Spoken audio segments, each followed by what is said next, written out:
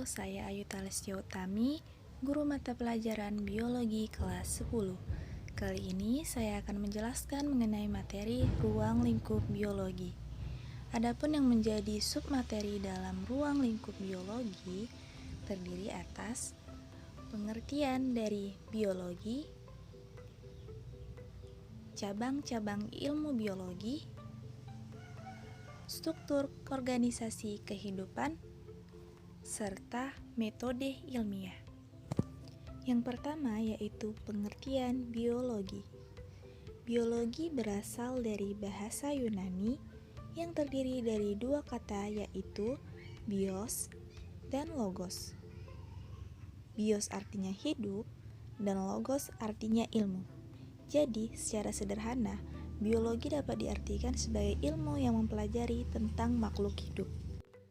Cabang-cabang biologi terdiri atas anatomi, yaitu ilmu yang mempelajari tentang struktur tubuh bagian dalam, morfologi, ilmu tentang struktur tubuh bagian luar, fisiologi, ilmu tentang proses kerja tubuh, genetika, ilmu tentang pewarisan sifat, virologi, ilmu tentang virus, embriologi, ilmu yang mempelajari tentang embrio, bakteriologi, ilmu yang mempelajari tentang bakteri, botani, ilmu yang mempelajari tentang tumbuhan, zoologi, ilmu yang mempelajari tentang hewan, organologi, ilmu yang mempelajari tentang organ, entomologi, ilmu yang mempelajari tentang serangga, serta bioteknologi, yaitu ilmu yang mempelajari tentang pemanfaatan biologi dan teknologi dalam pemenuhan kehidupan manusia. Selanjutnya mengenai struktur organisasi kehidupan yang terdiri atas molekul, sel, jaringan, organ, sistem organ, organisme, populasi, komunitas, ekosistem, serta bioma. Yang pertama yaitu molekul. Molekul di sini berupa DNA atau lebih dikenal dengan asam deoksiribonukleat. Selanjutnya ada sel yang merupakan unit terkecil penyusun tubuh makhluk hidup. Makhluk hidup ada yang bersifat uniseluler dan ada juga yang bersifat multiseluler. Selanjutnya ada jaringan. Jadi, sel yang memiliki bentuk dan fungsi yang sama akan membentuk suatu jaringan. Selanjutnya ada organ, yaitu kumpulan dari jaringan yang memiliki fungsi tertentu. Kemudian organ akan membentuk suatu sistem organ.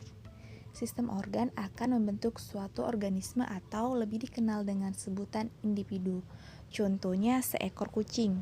Selanjutnya yaitu ada populasi. Populasi ini merupakan kumpulan dari makhluk hidup sejenis. Contohnya kumpulan dari beberapa ekor kucing. Selanjutnya populasi-populasi akan membentuk suatu komunitas. Nah, komunitas ini merupakan kumpulan dari makhluk hidup berbeda jenis. Jadi contohnya ada kumpulan beberapa hewan. Selanjutnya, komunitas akan membentuk suatu ekosistem dan ekosistem akan membentuk suatu bioma. Selanjutnya yaitu metode ilmiah. Metode ilmiah adalah langkah-langkah sistematis yang digunakan seorang ilmuwan atau peneliti dalam menyelesaikan masalah. Langkah-langkah metode ilmiah terdiri atas kegiatan pengamatan atau observasi, di mana pengamatan ini terdiri atas pengamatan secara kualitatif dan kuantitatif.